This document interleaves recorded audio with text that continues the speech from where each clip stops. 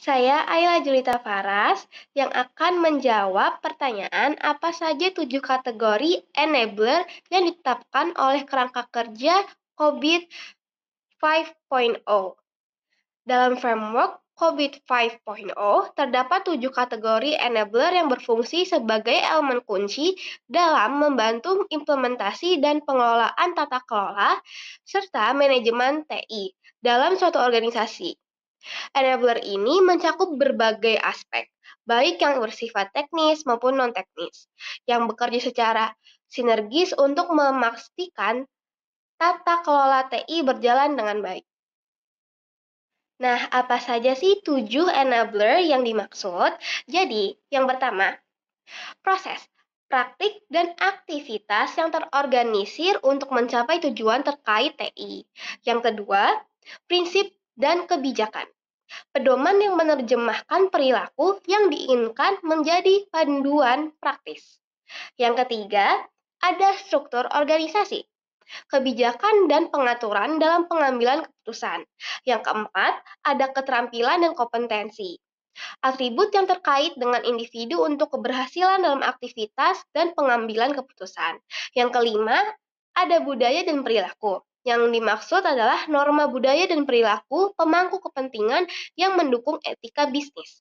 Yang keenam, kapabilitas layanan, infrastruktur, teknologi, dan aplikasi yang digunakan untuk pemrosesan informasi. Yang ketujuh, ada informasi, elemen penting dalam operasi dan tata kelola, yang seringkali menjadi produk utama. Enabler-enabler ini saling terhubung dan bergantung satu sama lain agar dapat berfungsi secara efektif dalam mendukung tata kelola TI yang optimal. Oke, di sini saya akan menjawab pertanyaan nomor 4. Ini saya translate terlebih dahulu. Siapa yang dianggap sebagai pemangku kepentingan internal dan eksternal dalam kerangka COVID dan apa saja kekhawatiran mereka? Nah, yang pertama ada internal stakeholders atau internal pemegang saham lah gitu ya. Nah, itu dalamnya itu ada manajemen, karyawan, tim IT, dan pemilik proses bisnis. Kekhawatiran mereka tuh meliputi efisiensi operasional, efektivitas biaya, dan kepatuhan terhadap regulasi. Nah, yang kedua itu ada external stakeholders atau pihak luar, bagian pihak luarnya seperti pelanggan, pemasok, pemegang saham, regulator, dan mitra bisnis. Nah, kekhawatiran mereka itu umumnya terkait dengan kepuasan pelanggan, kepatuhan hukum, keamanan data, dan keberlanjutan bisnis. Tiga tujuan utama tata kelola dalam COVID-5 adalah yang pertama adalah realisasi manfaat, yaitu memastikan bahwa teknologi informasi atau TI memberikan nilai bagi bisnis dengan mendukung tujuan strategis dan mengoptimalkan penggunaan sumber daya serta pengelolaan risiko.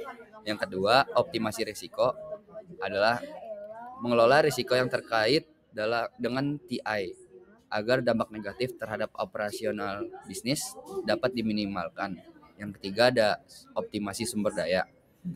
Optimasi sumber daya isinya adalah memastikan penggunaan sumber daya TI termasuk keuangan, tenaga kerja, dan teknologi secara efisien dan efektif.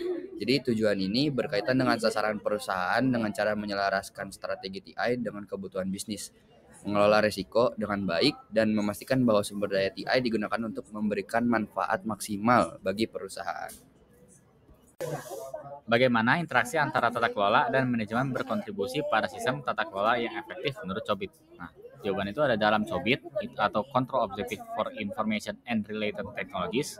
Interaksi antara governance dan manajemen berkontribusi pada sistem tata kelola yang efektif dengan memastikan keseimbangan antara strategi organisasi dan pelaksanaan operasional.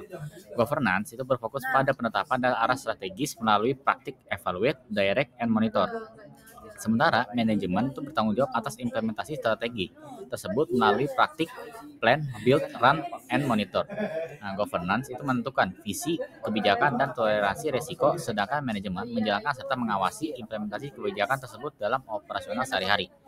Interaksi yang efektif antara keduanya memastikan keselarasan strategi dan operasi, akuntabilitas yang jelas, serta pengelolaan risiko yang lebih baik. yang pada akhirnya meningkatkan nilai bagi stakeholder. Governance memastikan bahwa IT mendukung tujuan bisnis, sementara manajemen itu menjalankan dan mengoptimalkan proses IT agar selaras dengan kebutuhan organisasi. Dengan keseimbangan yang baik antara governance dan manajemen, organisasi dapat mengelola IT secara lebih efisien, fleksibel, dan sesuai dengan arah strategis yang ditetapkan. Izinkan saya untuk menjelaskan mengenai case study yang telah diberikan, di mana di dalam case study tersebut terdapat eShop Solution, yang merupakan perusahaan retail online yang sedang mengalami pertumbuhan pesat, tetapi menghadapi beberapa tantangan, di antaranya downtime website pada jam sibuk, keterlambatan pemrosesan pesanan, dan lambatnya respon layanan pelanggan. Untuk mengatasi masalah ini, perusahaan mempertimbangkan penerapan praktik terbaik ITIL yang gunanya meningkatkan penanganan dan manajemen layanan TI dan kepuasan pelanggan. Di sini telah tersedia 2 pertanyaan yang akan kami jawab di slide selanjutnya. Baik, untuk pertanyaan pertama, bagaimana proses manajemen insiden ITIL dapat membantu eShop Solution mengurangi downtime website dan meningkatkan ketersediaan layanan selama jam sibuk? Baik, IT Incident Management dapat membantu eShop Solution dengan cara yang pertama, deteksi dan kategorisasi insiden, di mana kita memonitor dan mendeteksi insiden lebih awal dengan alat pemantauan otomatis untuk mengidentifikasi penyebab downtime. Kemudian yang kedua, prioritas dan eskalasi, di mana kita dapat mengklasifikasikan insiden berdasarkan tingkat keparahan dan dampaknya, serta menerapkan eskalasi otomatis untuk penyelesaian yang lebih cepat. Kemudian yang ketiga, respon dan resolusi cepat, untuk menerapkan prosedur standar untuk menangani insiden seperti meningkatkan kapasitas server atau menyeimbangkan beban lalu lintas saat jam sibuk. Yang terakhir, evaluasi dan pencegahan, di mana kita melakukan analisis insiden setelah penyelesaian untuk menghindari masalah serupa di masa depan. Untuk pertanyaan yang kedua, apa saja sih langkah-langkah yang harus diambil eShop Solution untuk menerapkan manajemen masalah ITIL guna mengatasi keterlambatan pemrosesan pesanan dan meningkatkan kepuasan pelanggan? Nah, untuk menerapkan problem management ITIL, eShop Solution dapat mengambil langkah sebagai berikut. Yang pertama, identifikasi dan analisis akar masalah dengan menggunakan teknik seperti Root Cause Analysis atau RCA untuk menemukan penyebab utama keterlambatan pemrosesan pesanan.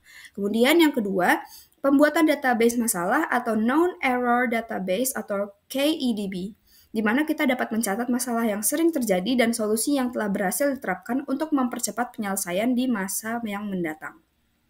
Yang ketiga, implementasi solusi jangka panjang dengan mengoptimalkan sistem manajemen inventaris, memperbaiki integrasi antara sistem e-commerce dan gudang, serta menggunakan optimalisasi untuk meningkatkan efisiensi pemrosesan pesanan. Kemudian yang terakhir, yang pastinya adalah evaluasi dan perbaikan berkelanjutan dengan memantau efektivitas solusi yang diterapkan serta melakukan perbaikan terus-menerus berdasarkan data dan umpan balik dari pelanggan.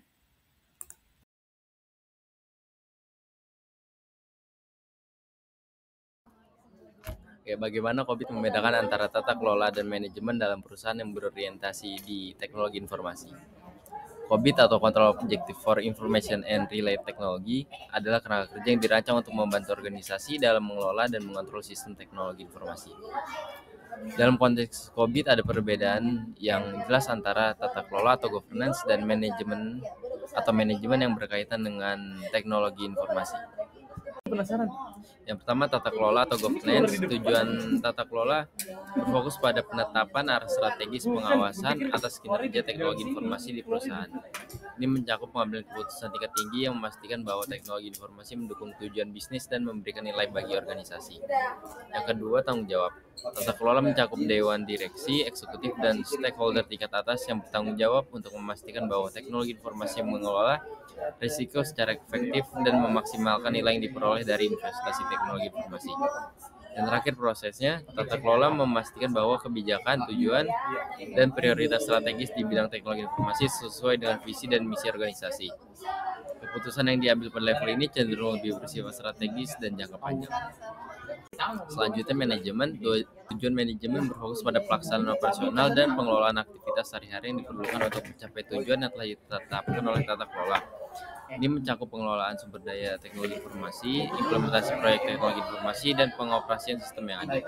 Yang kedua, tanggung jawab. Manajemen bertanggung jawab atas pelaksanaan kebijakan dan tujuan yang telah ditetapkan oleh Dewan Direksi dan Eksekutif.